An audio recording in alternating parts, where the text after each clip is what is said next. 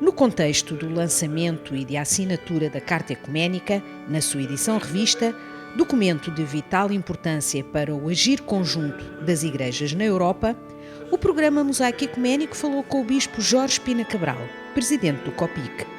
Como sabemos, a Carta Ecuménica nasce nos inícios do presente século e foi lançada para ser um guia de orientação do trabalho ecuménico, quer das igrejas ligadas ao ramo protestante, anglicano e ortodoxo, quer também da própria Igreja Católica Romana. Portanto, é um instrumento que tem essa particularidade de ser fruto de uma colaboração entre a realidade católica romana e a realidade das outras igrejas. Portanto, só por si tem um alcance, uma riqueza e um simbolismo também muito grande.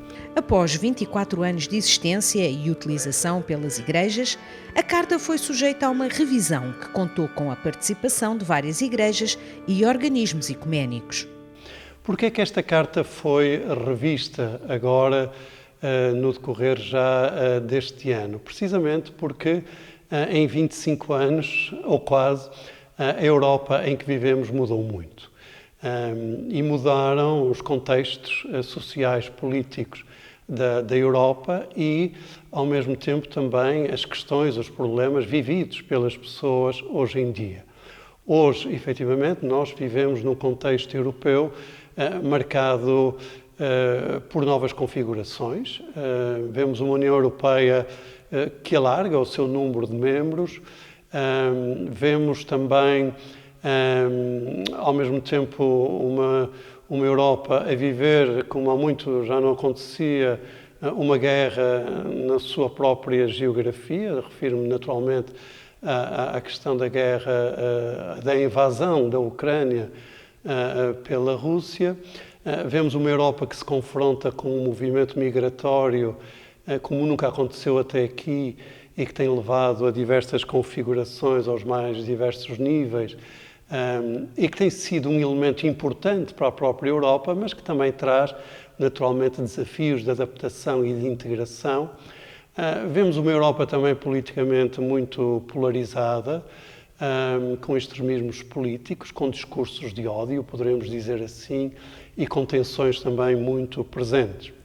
E neste contexto, naturalmente, cabe às igrejas, no discernir dos sinais dos tempos, cabe às igrejas perceber os campos e as áreas onde devem priorizar a sua missão e depois também, nesses campos e nessas áreas, procurar dar orientações para que, e em unidade, os cristãos e as igrejas possam desenvolver o seu trabalho. Portanto, um dos objetivos da Carta Ecuménica é que ou um dos princípios, poderemos dizer assim, é que aquilo que as igrejas podem fazer em conjunto, devem-no fazer.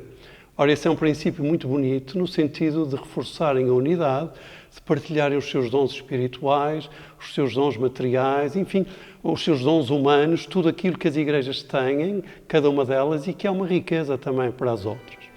O conteúdo da Carta Ecuménica evidencia não apenas revisões de áreas já existentes, como estabelece novas áreas de reflexão e compromisso. Foram identificadas diversas áreas na revisão desta Carta Ecuménica, algumas que já estavam presentes na anterior edição, como a questão do ecumenismo, a questão do diálogo e da cooperação interreligiosa, a importância da relação com as instâncias políticas e, nomeadamente, com a União Europeia, mas também integrando agora outras áreas que consideramos também importantes, ou que foram consideradas importantes, e que têm a ver com a realidade hoje, nomeadamente a questão que há pouco falamos das migrações, e ver como é que as igrejas em conjunto podem ter aqui um papel de acolhimento, de integração daqueles que muitas vezes vêm às igrejas porque não têm outros sítios para onde ir. E por isso as igrejas são, por natureza, locais de acolhimento e também de integração. E pela graça de Deus, nós temos percebido que o trabalho das diversas igrejas, das diversas tradições, tem sido muito importante na Europa para o acolhimento dos migrantes e também para a própria participação dos migrantes no rejuvenescimento até das próprias igrejas. A área das migrações, com tudo o que daí decorre, é uma outra área que também está presente. Uma outra área que também está presente prende-se naturalmente com o papel da inteligência artificial e as suas implicações, até nomeadamente nos aspectos éticos e nas questões também do mercado laboral e na própria compreensão daquilo que é a inteligência artificial e do modo como as igrejas se devem posicionar perante estes desenvolvimentos da ciência e da tecnologia que naturalmente também nos interpelam de diversas maneiras. Sendo um documento para a Europa, o seu alcance extravasa os países da União Europeia. O convite e as orientações práticas do documento visam o conjunto dos países europeus que partilham as mesmas dificuldades, desafios e oportunidades. Quando nós falamos de Europa, é uma Carta Ecuménica para a Europa, não é apenas uma União Europeia. Estamos a falar de uma Europa que queremos que vá desde os Urais até ao Atlântico e aonde as igrejas estão também presentes no seu todo.